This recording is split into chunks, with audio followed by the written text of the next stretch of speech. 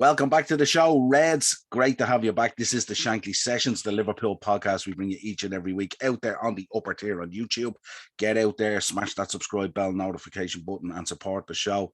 My partner on the Shankly Sessions has returned a week out from a big trip to Dallas to WrestleMania. And just to let you Reds fans know, we will be meeting up with the Dallas Fort Worth Liverpool Supporters Club. We will be making some videos there and shooting some footage while watching the Watford game the morning of WrestleMania Night 1. But joining me as always again for the Shankly Sessions, Dino has made his return. How are we, Dino? Just going to try and sing this with that little Scouse twang, but tell your ma to put the champagne on ice. We're going to Wembley twice. Tell your ma. We want to start paying rent down in Anfield South. But buzzing to be back. I'm not jumping on the bandwagon because we're in our semi-final, but I put this off for too long. You obviously know the personal reasons, but now it's great to be back. Yeah, absolutely great to have you back. But this is an interesting one. I've steered away from all the quadruple talk. I don't like talking about it because it makes me nervous. What you're thinking overall? Like, I'll talk about the quadruple. I don't know when we win it. Yeah, that's no, I'm not. I was listening to various. Sorry, just want to 2-0 to Barca in the Nou Camp or in the Bernabeu. We was listening to, because everyone seems to have jumped on a bandwagon now of Liverpool podcasts. Everywhere you look, there's a Liverpool podcast now. So obviously you come across little snippets on YouTube, and I was listening to a guy talking about the other day. He was like, the only time I'll talk about the quadruple is when the FA Cup final has come and gone and we've won it. When the Champions League final has come and gone and we've won it. And the parade is happening in the city centre of Liverpool and we have the 4 trophies. He was like, any Liverpool fan that's got caught up on this and is like letting their life evolve around it is getting way, way too carried away. Look, the next big, massive cup final for us is Watford.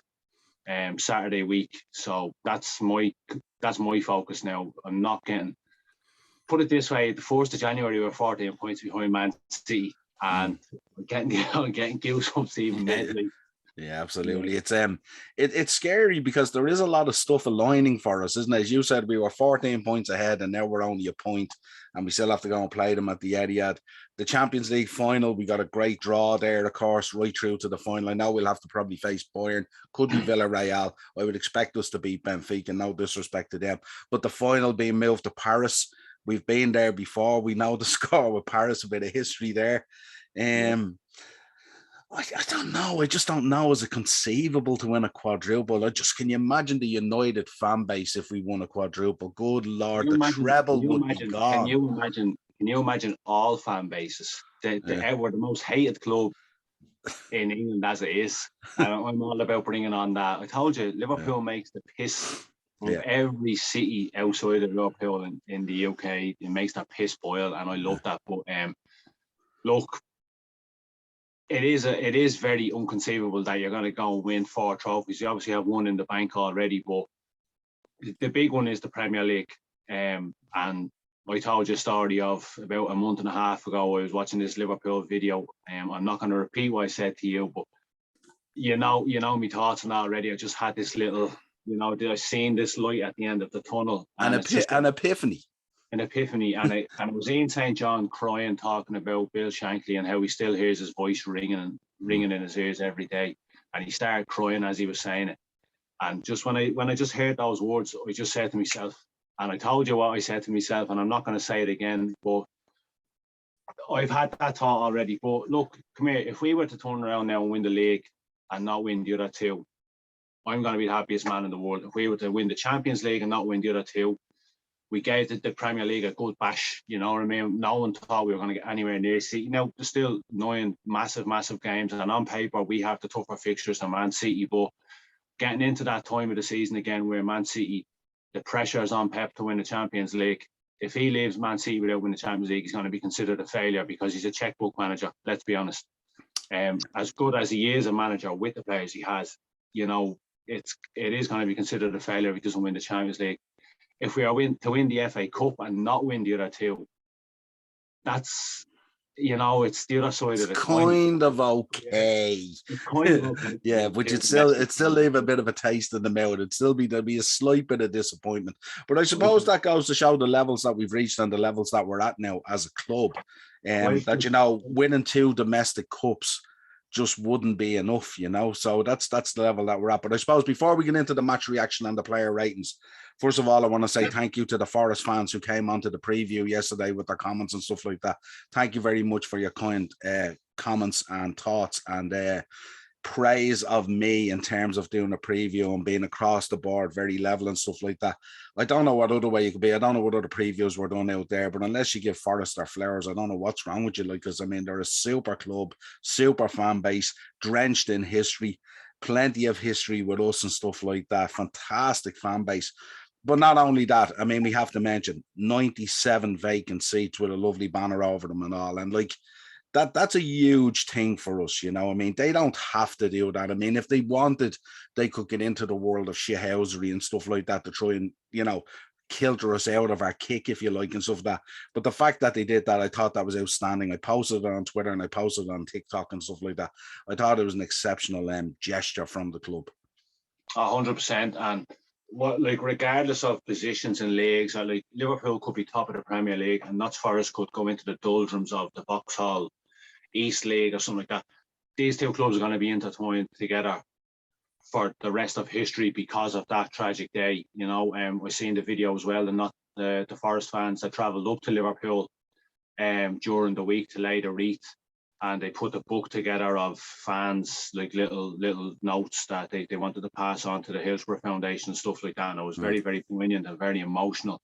And what you were saying about yesterday, like, it's absolutely fantastic. Like, when you started this podcast out, you know, I listened to the Talking Bollocks podcast, and they talk about when they were sitting in their kitchen with just a phone between them and they're chatting shit and whatever. Like, when you put this together, I know Ian set up that, like, back before you kind of went solo. When it was all set up, it was kind of just to give a dig out and just help out, you know, and kind of get views and stuff like that. And then it just became a passion of yours. Now, I know I'd helped you a lot every Saturday morning while I was supposed to be working. But I just want to say to you, like, fair play to you. You know, it's really taken off a lot. And the boys, Darren and Mark as well, like, everyone's kind of chipped in. Unfortunately, I've had to step away for a while as well with what's going on with me personally.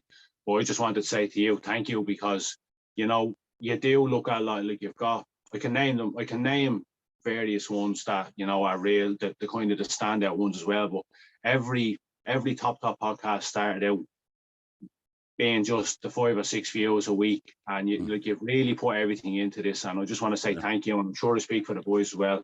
Like, yesterday was a credit to yourself, the way that the Forest fans got on board and gave you that bit of applause and blew a bit more smoke up that ass. But just talking on the Forest fans, well, as I said, the 2 clubs are going to be entwined in history forever because of that tragic day, and the 97 seats left vacant with the banner across from Altair. It was beautiful, and I just want to thank the Forest fans for that, and just the Forest fans in whole at the game. What an atmosphere! What an atmosphere! It was absolutely fantastic. The flares coming off. My mum was saying to me, she was like, "What league it is in?" I was like, "Championship." She was like, "Why can you not hear the Liverpool fans?" Like, man, Notts Forest were at the precipice of European football once. You know what I mean? They won 2 European Cups in a row. Yeah. You know, let's face it, like, everyone loves Brian Clough. If you don't love Brian Clough, we can't help you out. You know what I mean? So today was just, it was fantastic. We never know when we're going to meet again, but it was absolutely fantastic. And let's hope that that's a little steer in the good direction, that game has come. I know it was a quarter final, it wasn't semi-final. It would have been nice to be a semi-final and kind of put a blanket over everything that happened, and we had that day out again. But let's hope that we've had that, the atmosphere, everything came as one. You seen Jurgen at the end of the game going on to every Forest player individually, giving them that little bit credit where it was due. And let's go and win it now. Yeah, I had one fan came onto the channel yesterday. He put a comment on. I had thanked him for the gesture for the 97 seats and stuff like that. And he basically said, that's the least we could do. He says, Niall, if we could have got it moved to Hillsborough, we would have done that. That's how strongly they felt about it, you know. So it's exceptional, you know what I mean? And look, fingers crossed, we'll support them all the way, and hopefully they might get into the playoffs and maybe through. And you know, because we talk, you know, the way last season we spoke about Leeds being a Premier League side and stuff like that. If there was ever a Premier League side, Nottingham Forest are a Premier League side. They should be up there, you know what I mean? Outstanding following, great ground, great history, the whole lot and all. But you look, when I started like around 94, 95 was when I really started getting into me football. Like, and you look back and it's mad. I was only looking at all the league tables saying like Forest, Ipswich, teams like them, like they were the heart and soul of the Premier League at one stage. You know, it's mad how over time clubs kind of fall away. And hopefully one day they do come back. It would be nice. I'm just looking at the table there now. I think they've 3 games in hand on Blackburn in 6th, and they've 2 games in hand on Sheffield Wednesday in 5th, and then 3 on Huddersfield in 4th. So it would be nice. It would be nice, you know what I mean? I just feel like meeting Notts Forest in the FA Cup and having the day out today that we should have had back when Hillsborough happened, you know what I mean? It's that feel good, you know. Well, I certainly felt it, you know what I mean. And like, I'll be honest, had Forest won that game, it would have surprised me, because Liverpool should beat Notts Forest on paper, you know what I mean. But they gave it fucking everything. They really performed today. Like that guy at the back, what was it? What's his name? The centre half that got man of the match, you know, like. Really, Joe Worrell, Worrell, outstanding, absolutely fantastic today. And it's just, I don't know how that feel good feeling. Obviously, you feel better when you get to an FA Cup semi-final, but it felt like that was the day we were supposed to have in Hillsborough. Yeah, it kind of felt to me as well, if we were going to drop the quadruple and we were going to potentially go out of the cup, I'd kind of be, it sit with me okay, because it's Nottingham Forest, you know, that kind of way. Whereas if I went out to City or I went out to someone else, I'd be a bit disappointed, you know. And obviously then we got the draw that we have, it's Man City now in the semi. So Man City basically have Atletico, then they have us, then they have Atletico, and then they have us. So that's a heck of a 2 weeks coming up for Man City, isn't it? It's going to be unbelievable. Let's get into the match reaction. What did you think of the starting lineup? I come here. I was kind of as expected. I wasn't really expecting a massive, like a full strength 11. I'm just looking at the team here now. Oxlade-Chamberlain. You knew Tsimikas was going to come in for Robbo. Trent is out, so I was expecting Gomez or Milner to come in, but I was expecting the latter. I was expecting Milner to start right back, and I thought Gomez and Konate would have started at centre half. But props to Jurgen, you know, Nottingham Forest have kind of been the team of the FA Cup so far, so he didn't want to make too many changes, even when you're looking at the strength on the bench as well. Bringing on Diaz, Henderson and Minamino and Thiago kind of swung the game in their favour. The team in itself as a whole, looking at Oxlade-Chamberlain, he's probably the only one that I would have put a question mark on as to whether he would play or not. You knew Elliott was going to come in. Firmino was due a start as well. And I think Jota, with Diaz coming in and playing so well straight off the bat, Jota's kind of been in and out of the team as well. So, yeah, it was a good mix of, you know, lads who are playing on the regular and then lads who just needed that game time. And then there's a 2 week break now. So, yeah, happy enough with the team. Go ahead. Is Kelleher injured? No, I don't think he is. I think what they did was, I think he just said that Alisson Becker would be the keeper between the sticks from now to the run in, basically. But I wouldn't have been too disappointed if it was Kelleher anyway either, because I think he's been absolutely brilliant as well. But I get the feeling, without talking about it, I think Klopp as well has this vision of this quadruple, this, you know, like we like to create history. Every game we create, another record gets broken, another bit of history happens. Yeah. And I think he just has his eye on it without talking about it. He's talking about game after game after game, and every game is a cup final and stuff like that and all. But I just wonder in the back of his mind, because you look at today's match, like we had the spine of the team was there. You had Alisson, Virgil, Fabinho, Firmino, like that's a solid spine going up the middle of the team there, you know. And as you said, people were expecting changes. Maybe Kanate and Joe Gomez in the middle there and stuff like that. But he showed how much like he really's going after these trophies this season by putting in those guys and going, listen, guys, it's international break after this. You can get your rest in whatever way you want to do it and stuff like that. But I thought first 10, 15 minutes was proper helter-skelter, wasn't it? Both ends, end to end, both teams getting stuck into each other. Like it was and I got the feeling looking at it, it was going to evolve into what I thought it might be, that Forest might try and bully us the way they bullied Arsenal and the way they bullied Leicester.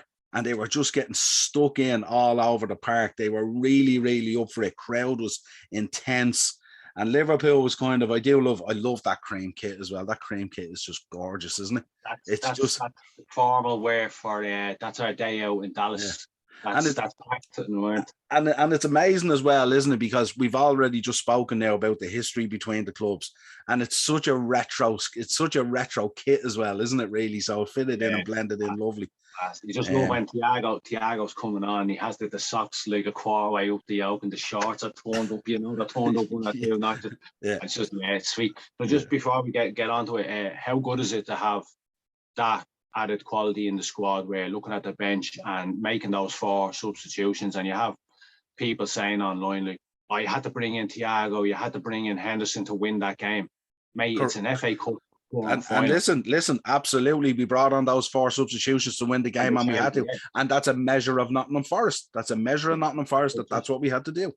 How good was it to be able to leave Mane and Salah out of the squad altogether and still have that quality? When's the last time we seen that in a Liverpool squad, Niall? Usually it's like you'd have an FA Cup game where you massive changes and the bench would be a load of inexperienced youths coming in. You know, that's first time, and God knows how long we've seen that in a Liverpool squad. And that's why when you're talking about Jurgen and the quadruple, and he has one eye on that, and he's obviously, Jurgen will never come out and say, "Oh yeah, this is what we're going for, all 4 trophies." How exciting! How exciting is it? I know, yeah. That's for me. It's that exciting. I don't want to talk about it, because this, within the blink of an eye, this could become a Carabao Cup final win. And that's it. So I'm so nervous and so tense about every single game. I do be on edge. But I mean, hats off to Forest as well. I mean, it took us 80 minutes to break them down. Lovely ball in from the left, and Diogo Jota stretching with the finish. Firmino, I think, in the first half had a brilliant chance, and I think he tried to get a little bit too clever. And I think we have to say also, in the ITV studio, could you pick 2 better guys than Robbie Fowler and Roy Keane to be in a studio together talking about a Forest versus Liverpool quarter-final cup game? We were laughing about when the draw was made and Man City came out first, and then it was Liverpool. Did you see Roy Keane's face? The happiness and the joy of Man City coming out first, and then Liverpool. We were also laughing about, remember my mum and dad came back. Obviously, Robbie Fowler is God to all Liverpool fans, but Robbie Fowler was like my first love as being a striker in football. Robbie Fowler was like the greatest thing I've ever seen in front of the goal. And many would say he's the most natural finisher they've ever seen. But they were in Liverpool for a game, and they went out that night, and Robbie Fowler, being absolute pisshead. Let's face it, all Liverpool fans know he was fond of the sauce. He was in a curry shop. My man dad walked in to get a curry, and there's Robbie Fowler. Like, "Robbie, can I get an autograph?" And all they had was the passport picture in the wallet of my little brother with a lollipop in his mouth. And lo and behold, my man's down there trying to look for it. It's here somewhere. Yeah, it was great. Robbie Fowler and Roy Keane, was great to have them in the studios. Roy Keane, without Notts Forest, there was no Roy Keane. That was Brian Clough. Brian Clough took a chance on Roy Keane, and he wasn't made to regret it. But it was fantastic. Just everything in general was absolutely fantastic. And what you were saying about Firmino and the force that chance at the start of the game, I'm looking at the replay and I'm saying, why aren't you playing into Jota and all? But it's Bobby, you know what I mean? And any other day he goes around the keeper and slots that in. But come here, it is what it is. These things are meant to happen in FA Cup games. It wouldn't be straightforward without it. Yeah, I was interested in listening to Fowler at halftime. Fowler turned around and he said, "You just got to take that down and put it away, don't you?" Typical Robbie Fowler fashion, you know what I mean? So it was pretty cool. Like, he go around the goalkeeper. Twice he was. Yeah, of course we have to mention Keane as well when he was doing that interview so many years ago, and they asked him who was the greatest manager he ever played for, and he said Brian Clough. Remember when he was loggerheads with Ferguson and all? So like it's such a great dynamic the way they put these things together. You know what I mean? Absolutely fabulous. Yeah, Jota crops up 79th minute or whatever it was, and he gets the goal. But the goal came as kind of a little bit against the run of play. It was getting a little bit messy in there in terms of we were getting a little bit sloppy. They were getting stuck in. And I have to say, I did say in the preview, and I have to say this, hold my hands up to the Forest fans, I thought after about 70 minutes that the energy would drop, but they ran themselves into the ground right till the death of the game, to be honest. So fair play to them from that point of view. And some of their fans did come on and comment on the actual preview to say, look, we won't gas out. We go till the last minute. So those boys really worked their backsides off for Cooper, which is great to see as well. But that chance that Zinchenko had, that was a fantastic chance, wasn't it? How like he just missed it, like. Yeah, that was a heart in the mouth moment. When the ball broke down the right side, and I was watching. Obviously, I think it was Gomez and Van Dijk. They were kind of 70% going through the middle, and they realised that Zinchenko was just ahead of them, and they looked to be gassing because Van Dijk is usually that long stride, and he was really struggling. And I was just watching Zinchenko, and I was like, if this lands at his feet, it's going into the keeper's left. And it was like as it was coming to him, I don't know whether he kind of changed his stride or the ball just seemed to like come underneath his foot as he was trying to connect with it. Yeah. There was a couple of times today, Niall, that we were let off the hook. There was, you know what I mean? And the chances they had, they went against a run of play. That was a helter-skelter, like all out FA Cup game. As I said, like had Notts Forest, that they nicked the goal at the end and it went extra time and they won. I'd sit here and I'd say, I wouldn't say I'm in shock. I'd put my hands up and said they totally deserved it because they showed respect today, but they didn't show any fear. And why should they? If they knocked Arsenal out, they wiped the floor with Leicester. You know what I mean? Arsenal went out thinking that they just had to turn up. It's not Forest mid-table in the Championship. Yeah. They had nothing to fear today, and they went out with their hearts on their fucking shield. And I think Jurgen, you know, when it went on the 95th minute on the button, he was turning to Kevin Friend. He was like, "It's finished. Will you blow it up? I can't deal with this anymore." Yeah, he wanted out of there, didn't he? Yeah, he just wanted to get everyone into the showers and onto the bus and get out. Yeah. And it's interesting as well, probably from Jurgen's point of view as well. He probably will not have experienced, like I also said in the comments on the preview as well, I said, you know something? I actually think, and no disrespect to Benfica, I think this will be a tougher game for us than the Benfica game. And that's how much I respected Nottingham Forest, you know. I just thought, and you could see with Jurgen Klopp as well, the intensity of that sort of old school stadium that's on top of you and the crowd's on top of you and everyone's on it. And even the Liverpool fans, you seen the Liverpool fans, they were on it big time as well down that end. And it was just there was an intensity about it as well. And I just thought, we've seen it so many times this season where we've given up chances to teams and they just haven't been able to take that chance. And then we go up the other end and we score. We've seen it in the Arsenal game when they missed that chance and scored. We've seen it in the West Ham games. Lanzini had that chance and we scored. It's happened in so many games. Crystal Palace, so many games this season. Teams have had chances to score against us. And when they've missed, we've gone up the other end and we've put it away. But yeah, I just you know, I knew this was going to be intensity and a battle and a war from start to finish. I knew that Forest would put us up to us big time, create that cauldron of an atmosphere and stuff like that. Looking forward to the semi-final in Wembley. What your thoughts? We'd be up for that, Man City, wouldn't we? 100%. No, just before we get on to that, I just want to say, well, do you know what was fantastic about today? It's clubs like Notts Forest who have that European pedigree, who have that history, you know, obviously had that fall from grace going down, and then they went through that few years where the fans were just helter-skelter to get the chairman and the owners out, you know, and they've kind of turned around. It'd be fantastic to see them getting back to the Premier League. But what stands out most for me today is clubs like Notts Forest who have that fan base, like Newcastle. You know, everything was down. They get that FA Cup run this season, and they got today. Today was like an FA Cup final for them. Those fans who haven't had much to cheer about over the last 10, 15 years, you know, got to go out today, and like, I've nothing but respect, I've nothing but credit, and I'm full of joy for them. Yeah, they got knocked out. Nobody expected to get them this far in the FA Cup, and the noise levels today from the first minute till the death. And me and you have had a problem with Liverpool fans in the past about everyone calls us the best fans in the world. Yeah, looking at Notts Forest today, that's passion. From the first minute to the last minute, whether it's an FA Cup quarter final or it's a league game, that's going to spur them on now for the rest of the season. You know, going into the games in hand to try and get into the playoffs. Hopefully that happens. But yeah, talking about the FA Cup semi-final, we got the draw made for the Champions League the other day. I was hoping to get City, because I don't fear anybody. You know, that we've come around. This is like the second half of last season. You know, in January, I was losing my mind at the start of December, saying, where the fuck is this beast that we created gone? Why is things so bad all of a sudden? Why are we just can't kill games off or not taking chances?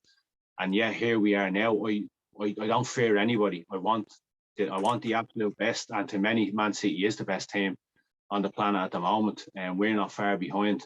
So yeah, my mum was kind of like, oh, it's going to be tough going to the Etihad. I was like, the game is in Wembley now. It's a neutral ground, and we're going to go down there.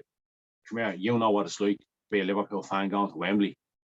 It's just the whole different world. Man City can't sell out Champions League semi-finals at times. You know, to us, this is their bread and butter. And honestly, I think we do them on the day 2 or 3-1. Yeah. I suppose before we move on to the player ratings, we have to mention some of the Forest players. I mean, you mentioned Joe Worrell, who I think he got man of the match, didn't he? Yeah, I think he got man of the match as far as now. He was absolutely outstanding. I thought Spence at the back is excellent as well. I thought Callback at the back was excellent as well. Joe Lolly, we have to speak about Joe Lolly, who I thought was brilliant up front. Really put it up to them and stuff like that. The other lad on the far side, Brendan Johnson, and you know, Keenan Davis up front as well. I thought they were absolutely brilliant today. And I looked at them playing today and the way they took the game to us. And I was thinking, if they could get over the line into the playoffs and they could make it back into the Premier League, I think they would give a lot of teams a lot of difficulty in the Premier League, especially at the home ground. I think they could pick up a lot of points, not dissimilar to Brentford this season. But I think they'd be slightly stronger than Brentford, with a stronger fan base and a stronger environment. And I think they could do really well. I think they take a lot of points off what we regard as top teams at the moment. Thought Jack Callback as well. Yeah. You know, he's 32. Remember him when he came on the scene with Sunderland? Yeah. On a little whippersnapper, and he's 32 now. But just a tireless engine. Everybody, you know, I don't think there was one player on that Notts Forest team today that had a bad game. Everybody went out, you know, with their hearts on their shields. James Garner, I suppose, who's had a brilliant season. Fabulous midfielder. Regardless of being an ex-United player, we still give him a bit of credit. Yeah, I just failed for Zinkernagel. I just think if he got that another 9 times, he's just put them away. Like, just that little bit of finesse into the keeper's bottom left. And I just hope that doesn't affect him. Look, he's a professional. That he's gonna learn from that. And I'm sure there was a couple of Liverpool players, and I'd say Alisson put the arm around them as well and said, I kind of got let off the hook there.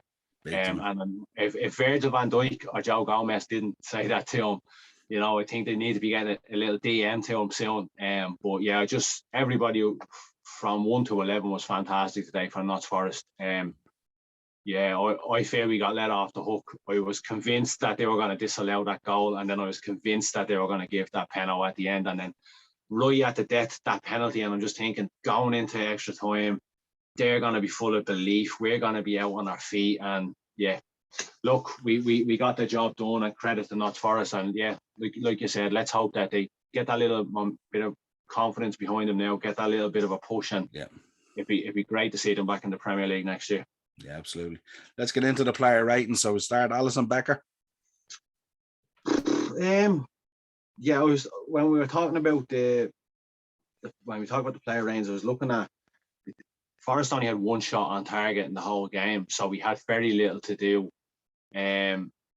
Positioning for the Zinkernagel chance, he was in the right place, so he whether he would have had it covered or not, he was there. We're going to go with a 6 just simply because he had nothing really to do. There was a few chances, but he had nothing to do. There was only the one shot on target, so I'm going to go with a 6, and that's not because he had a bad game. It was just there was very little for him to do.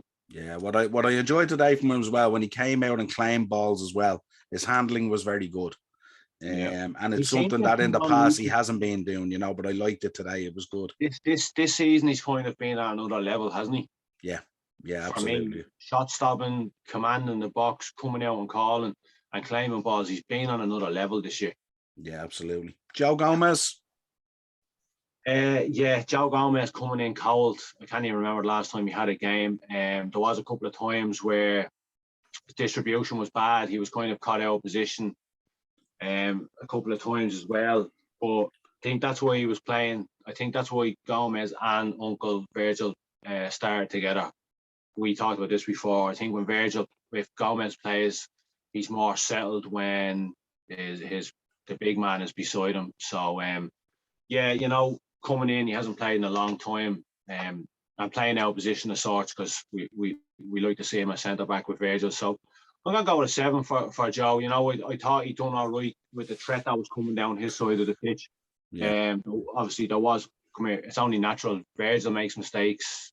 Konate makes mistakes. I think the only one that doesn't make mistakes is Joel Matip. So we go to 7. We go to 7. Yeah, I think a 7 is spot on. I like some of his tackling today as well. I like he's able to tackle and win the ball back without necessarily giving fouls away, which is a nice trait for a defender, because defenders can sometimes be sloppy in that kind of situation and give tackles or give free kicks away and stuff. He has something to prove as well, because me personally, I think he's going to go in the summer and he can play right back and he can play centre back. So whoever he does go to, look, we talked about this before as well. When him and Virgil started out together as centre back before he got injured, they were colossal. There was that understanding. Virgil was the big man who read the game. Gomez, do you know what I like about Gomez? He has that little bit of bite in his tackle. You know what I mean? I love that about Gomez, and he's had some bad injuries over the years, but he still doesn't shy away from it. Look, it'd be nice to see him get a few games with Trent out now as well. It'd be nice to see him get a few games between now and the end of the season. I do personally think he's going to go in the summer, which I'll be sad to see. But once he puts in the shift in the red shirt, I'm more than happy. Yeah, I hope he stays, because I think he's young enough as well now. What's Joe now? 24 or something like that. 24, 25? And he seems to be around. He's ancient. Forever. Yeah. But I think we really need to hang on to him, because I think with the way we're fighting now on 4 fronts and 5 fronts and all these different trophies and stuff like that, I think it's really, really important to have plenty backup. And the one thing about Joe Gomez as well is he's versatile as well. So he can play at the centre or he can play out on the right. And to be honest with you, you could probably play him as a winger as well if you needed him. You know what I mean? He's quite versatile in what he can do. Pace about him as well, yeah. Yeah, so I think we should do everything we can to. It's kind of like that Origi situation, where you kind of feel like you need to hang on to a player, but you have to justify hanging on to him by giving them more minutes and making them feel part of that squad. What we spoke about all through the season, they need to feel part of a bigger team that's involved in this wave of success. We know how good Joe Gomez can be, and I think Joe Gomez looks at the situation with England centre backs. Some of them are absolutely shy, and they're only getting into the England team because of the clubs they play for. Gomez on his day, when him and Virgil were the centre back pairing for Liverpool, there was no other better pairing in football than them, and that's not a biased opinion. I think Joe Gomez looking at he's 25 now in April. He's still got a good, pending injuries, he's still got a good 8 years ahead of him, and I think he's looking at going into someone like Aston Villa or something. Or there could be a surprise move to one of the top teams, and thinking to himself, I can get in there and have a good season, and could have that surprise call for the English squad going to the World Cup, So maybe that's what's pushing him out the door. I'm sure Jurgen doesn't want to see him go. He's loved, like him and Virgil are like brothers there. And there is that big England contingency at the club as well, with young lads coming through and the lads in the first team. You know, James Milner is there as well. So, look, I'd love him to stay, but, you know, that's your opinion of the whole, the way the Divock Origi situation is. Yeah, that'd be fantastic. Keep Joe Gomez. He's absolutely outstanding. He can play right back, and you're not kind of worried if he's playing right back. He's playing centre back. You're more than happy if he's there with any of the boys, Konate, Van Dijk, or Joel Matip. But my thinking is that because he's so young, there's a World Cup coming up, and he's got maybe 3 major tournaments ahead of him. He's probably thinking, why stay here when there are big teams chasing me? Yeah, I just think if they found a way of cycling it a bit more and get him more involved, you know what I mean? Because I tell you, when you look at that England setup at the moment, I wouldn't be all upset at all with a centre-back pairing of Joe Gomez and John Stones. Absolutely electric, you know what I mean? Like the Harry Maguire only gets in there because he was 80 million and because he plays for Man United. It's the only reason. If he was still at Leicester, would he be in the England team? No. So look, Southgate eventually is going to rule those decisions, because you're getting into a situation there where you're selecting people not based on performance. And you know, I know Joe hasn't played a lot of minutes, and I'm not expecting Joe to go in there, but surely to God there must be 3 or 4 central defenders that get in there before Harry Maguire. You know what I mean? So it's just, I just don't understand. As a Liverpool fan and the hatred of Man United, that's no, and I'm not even talking in terms of Gomez. I'm talking just in terms in general. Like when you look at that squad, it's just some of the decisions in it are just absolutely crazy. Let's move on to the big man, Ibrahima Konate, who has settled in lovely on Merseyside. The guy is an absolute monster of a man. He's an absolute monster. I'm not going to lie though, Niall. When I see him, the way he's just walking around, he gives me palpitations. He doesn't look like a footballer at all. He's just that big, like sluggish. I'm 7'12", just dragging himself around. It's like his arms are too long for his body, and his legs are too long for his body, and he's just dragging himself. And the way he bobbles back and forth as he's walking, I'm like, what's this guy doing on the pitch? But then he puts the fear of God up strikers, doesn't he? Under the gun, there was a corner. Liverpool got a corner, and he just like, not right. The camera's just zoomed in on the box, and then coming into shot, you just see Konate is like just dragging his massive frame around, and then you just see Virgil.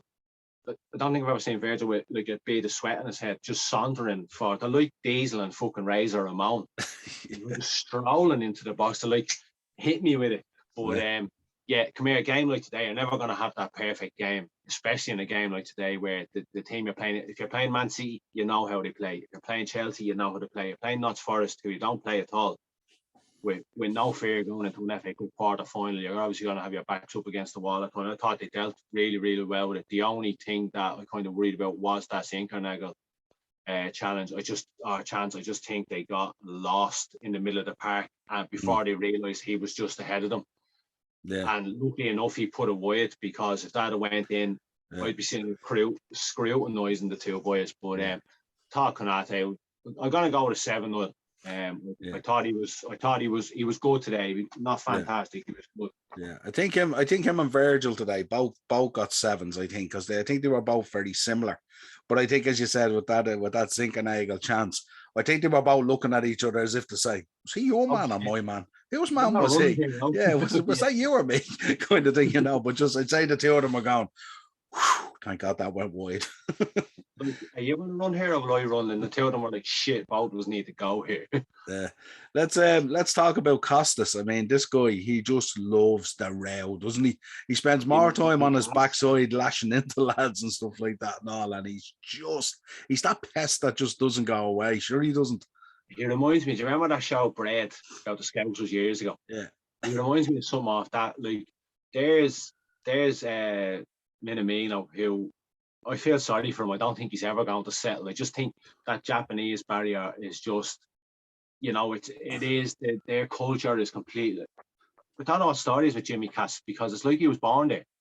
He just rocked up at training one day and he's like, "Hey, all right, lads." Yeah. You know, he just doesn't give a shit. There's always that one new player that comes into a squad that's like they've been there forever. Yeah. And you know, as you said, he doesn't give a fuck, does he? No, he just has no respect whatsoever for whoever he's playing against, and he And long just may that continue. Oh, 100%. And you know something? It's so like Robbo as well, because Robbo's the same. It's the shithousery and the just lack of respect and just, I'm here now. You might be bigger than me. You might be faster than me. You might be more skillful than me. You might be a better footballer than me. But I'm going to kick the living legs out from under you over 90 minutes. And not only that, I'm going to turn around to the ref every time I do it, like James Milner, and I'm going to smile and I'm going to get away with every one of them. I was just going to say that you can just picture him every morning at breakfast with Milner on one side and Rob out the other, and it's like, this is what you do, Jimmy, right? You just go in and just mill him out. But as soon as the ref comes over, you're like, oh, that's every day with him. Absolutely.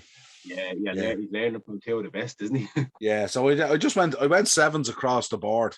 And especially for a back line that was not busier than maybe we would have thought it would have been, but busier than what it normally is in the Premier League. So absolutely.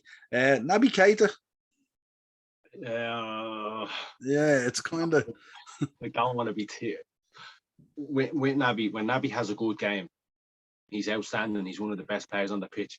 When Naby doesn't kind of stand out, I do be like scratching at me, like pulling at my ears with my anxiety and scratching my head and get that little bit simmering anger coming towards me. But I don't want to be too like harsh on him. I'm gonna go with a 6 now. I thought there was a couple of times in the game where I was watching and I was like, mate, will you show some fucking interest? Yeah. I know their midfield was a lot more livelier than us, and we've got the calmness of Fabinho and there and all. But I was looking at Keita and Oxlade, who we get on to, and I was thinking to myself, again, well, we know what Naby can bring to the team on a good day. I was looking at, we'll get on to the latter shortly. I was looking at the two of them tonight and I was like, FA Cup quarter final, the news would have filtered down that we got Man City in the semi-final if we went through today. It's gonna be in the midst of two Champions League quarter finals, a massive Man United game. We've got an Everton game coming up as well. Put yourself in with a shout where the manager knows he can rely on you for the FA Cup semi-final if we get there and all. I was just thinking to myself, mate, how many chances do you need? Like you just need to be switched on 100% of the time, which I'll get on to with it when we move on to the next fella, because I just want to put my head through the window when I watch him. But I was looking at that midfield today, and what I was thinking was, if you look at the Forest midfield, you have Yates and Darren Garner, who've been exceptional this year. But what we have seen from them as well is they get stuck in like Simicus, and they bully people in the middle of the park. They bully off the ball and stuff like that. And when I looked at that midfield, I said, with Fabinho, that's fine. He's happy to get stuck into that. He revels in that kind of situation in a match. But Keita and Ox are just not those guys to get into a physicality row in the middle of the park and get smashed off the ball. So I gave Keita and Ox, I gave a 6, and obviously Fabinho I gave a 7, because Fabinho, he just goes about his work, and it's just, he's rarely out of a 7 really. You know, I think only one rating this year I've given him as a 6. Other than that, he's been 7s and upwards all season. And that's what he kind of gives you. The benchmark for Fabinho really is a 7. So he probably looks at those situations in the middle of the park and he goes, yeah, I fancy a bit of that. So he's all good with it. But Keita and Ox, they don't fancy that at all. A bit of a kicking and they're not interested.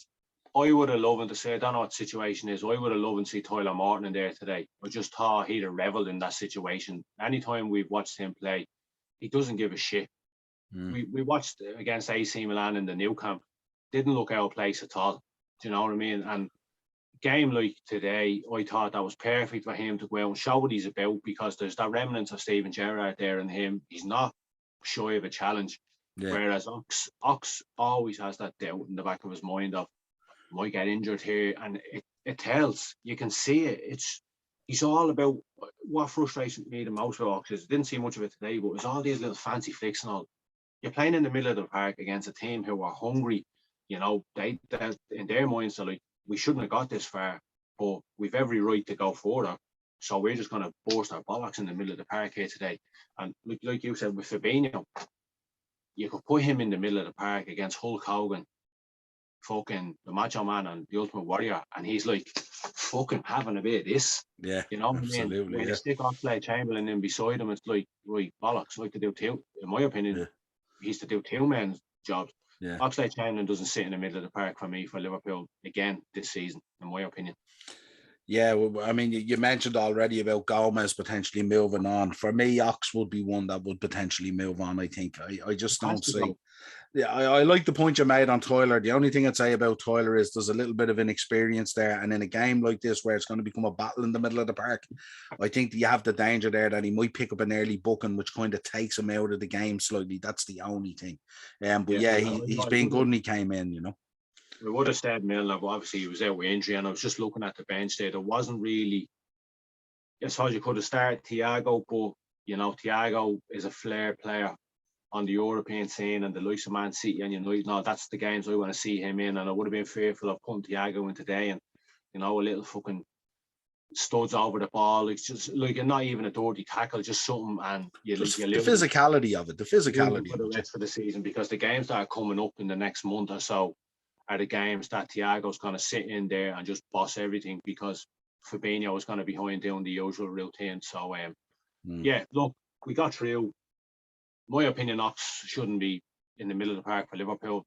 I don't really see who he plays ahead of if the likes of Milner and all aren't injured. So, yeah, look, we got the job done, but he's lucky to get a 6 off me. Yeah, what do you think of the front line today then? Harvey Elliott, Roberto Firmino and Diogo Jota. Yeah, I was excited. Diogo, you know, he's better than Figo, don't you know? Doing the business again. We left Firmino away with the old trying to dink it over the keeper when he could have easily passed it to Diogo and went around him. Obviously, because he's such a handsome bastard and my favourite player.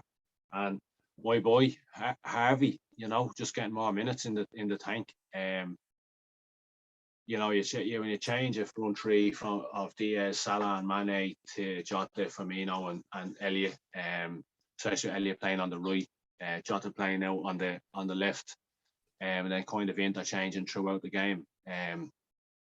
Yeah, it would have been nice, obviously, to get 2 or 3 goals and a couple of the boys on the score sheet. But at the end of the day, Diogo got the job done, and it was exciting to see the young lad up there. And it was a tireless work from the boys. You know, I mean, Diogo gives you everything he has. Firmino is not going to stop from the first whistle to when he gets taken off, if he comes off, and Harvey just has that point of proof, and he's only going to get better. So, again, this goes back to the credit for the Notts Forest back line, because they were absolutely outstanding. They were really up for it today. They were up their arses the whole game and just got unlucky.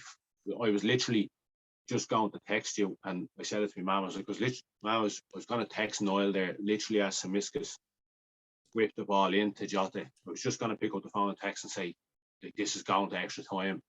You know, fair play to Forest. They put up a good fight, and then we scored, so we got the job done. Yeah, just like Jota the other night as well. He can literally be doing nothing in a game. I know, like, he's high energy and he'll run and he'll press and he'll do all that kind of stuff, which I suppose in this Liverpool side is the minimum that we expect at this stage. But he just seems to be a little bit quiet at times in games. And then all of a sudden, boom. You're saying it the other night as well with the ball through from Thiago, split Arsenal's defence in 2, and boom, goal from a tight angle against Ramsdale. He just seems to crop up. And I felt from the other day getting subbed, obviously. But again, today, you see him there just latching onto the back stick, really, from a ball coming across from Tomiskas. And he just stretches out the leg, boom, and finishes it. And he could do nothing in a game, and suddenly in those moments, those clutch moments, just comes alive. And his strike rate's outstanding, really. Looking at stats here, 19 goals and 2 assists this season in all competitions. That 40 million seems like a snippet now. Yeah. And again, Sadio and Mo left out of squad entirely today. And yet you still have a game where you finish with Diaz on the pitch. You know, I'm no way, shape or form upset when Harvey Elliott starts a game. You know what I mean? Because I believe he's at that level and he's going to get better. We know, look, we put it in this sense.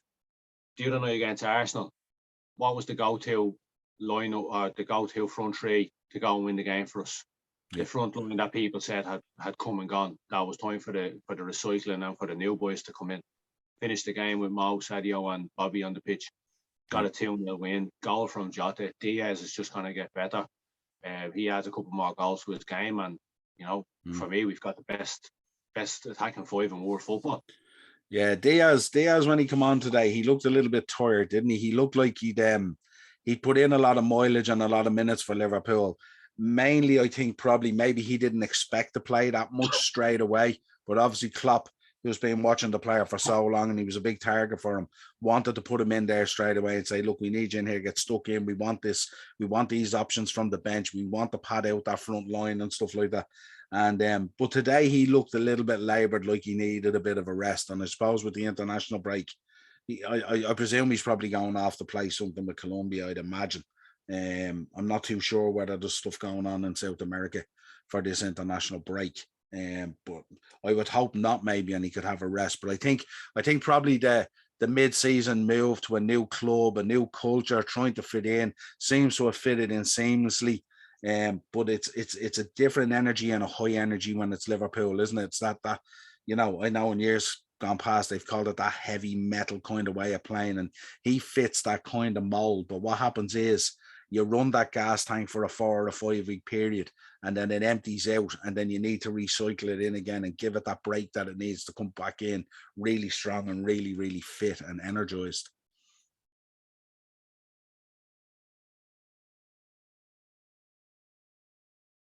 Yeah.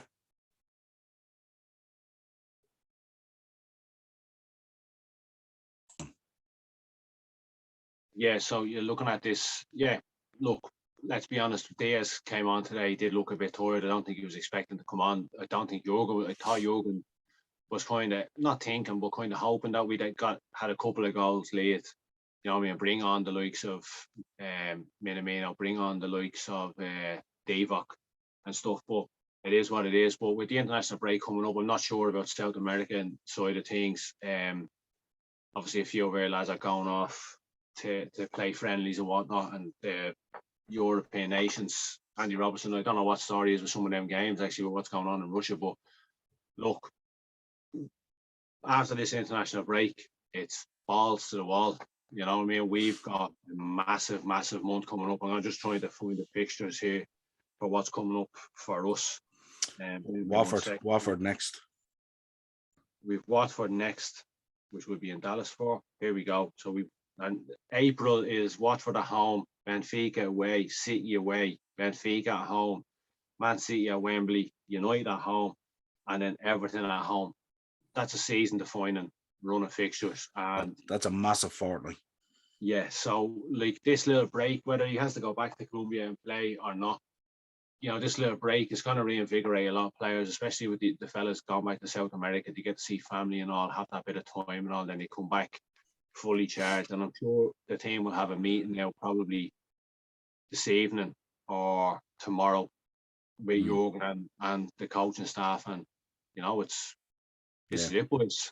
This is what we play football for, you know what I mean? Yeah, well, there's been a huge intensity there since the Carabao Cup final. Obviously, went into the Carabao Cup final, really, really tough final against Chelsea, got through that, parked that one trophy into the cabinet.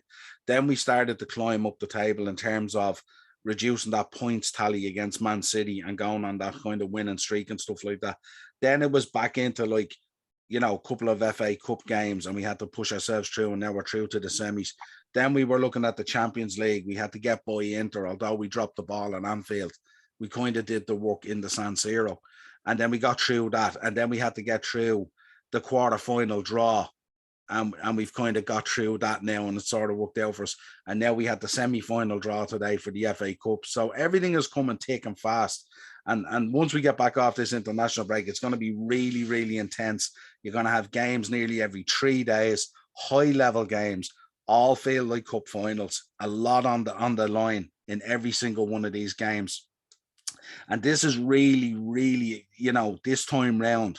I mean, we talk about the mentality of testing us when we did that 97-point season and we lost by a point and stuff like that.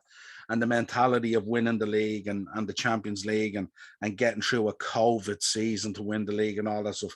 But this next, say, 3 to 4 weeks is going to be a real defining moment for mentality monsters in terms of, can we go out there and produce week after week after week against high opposition now? with a lot on the line, because the slightest little slip up now and you're just taking a trophy, you're just Xing a trophy off each time potentially, So there can't be any let up. Once we come back for that Watford game, we have to hit that Watford game and basically not even think about anything else till we get to June and we get through potentially all these finals and stuff like that. Yeah. Yeah. I'm just absolutely, I couldn't be any more excited. Obviously, we have the Dallas trip coming up, but look, any Liverpool fan that started the January thought coming into April, this was the position that we were going to be going. They thought we'd be in this position. I didn't think we'd get anywhere this close to Man City again this season. Paul Mason the other night, I know there's a bit of bitterness about, we just being Arsenal in the Emirates, and he was like, "Oh, if I was to be in a situation, I want to be in the Man City situation." If anything, the pressure is on Man City. Fair enough, they are a point ahead, and we have to go and beat them there, but they were 14 points ahead of us. They're 1 point ahead of us now, so they've dropped. Although we've gone on that good run, they've dropped those points as well. So, it shows that it's not impossible. It shows they're not invincible. And looking at the fixtures on paper, you would say, right, Man City's fixtures they're winnable, but on any given day in their form, any game is winnable. You know what I mean? So, yeah, it's just like DC against Marvel. It's Hulk Hogan against the Macho Man. Shawn Michaels against Bret Hart. This is unbelievable. I just cannot wait. If we don't go and win the league, if we don't go and win another trophy, it's been a hell of a season. It's been a hell of a season. And yeah, I'm sure, like many other Liverpool fans, everyone's fucking arsehole is twitching. It's getting squeaky one time now. Absolutely, yeah.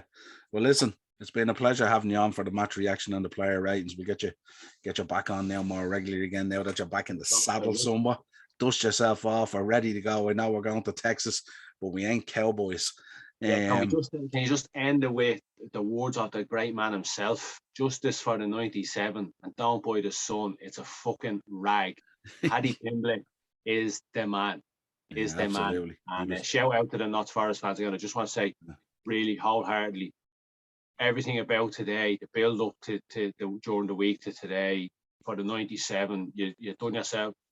You don't need me to tell you, but it was absolutely fantastic to face Notts Forest in the FA Cup quarter final after what happened that tragic day. And I just want to say thank you for the respect you showed to us during the week, and best of luck for the rest of the season. And I say this, and I sincerely mean it, because I believe that Notts Forest, 2 Champions Leagues, 2 European Cups, are a Premier League worthy team, and myself and Niall, and I'm sure other Liverpool fans are rooting for you for the rest of the season. And please God, myself and Niall might be over to see Liverpool against Notts Forest at Anfield next year. Yeah, that'll be awesome. Well, that's it, folks. If you want, drop your comments down below in the episode. If you want to contact us, it's the upper tier podcast at gmail.com. We are on Twitter at Sessions Shankly. It's the Shankly Sessions podcast. We're also on Facebook and Instagram, the upper tier, and you'll always get audio versions of the show wherever you pick them up. Spotify, Amazon Music, Google Podcast, are all out there. Till next time, my friend, a pleasure. Great to be back.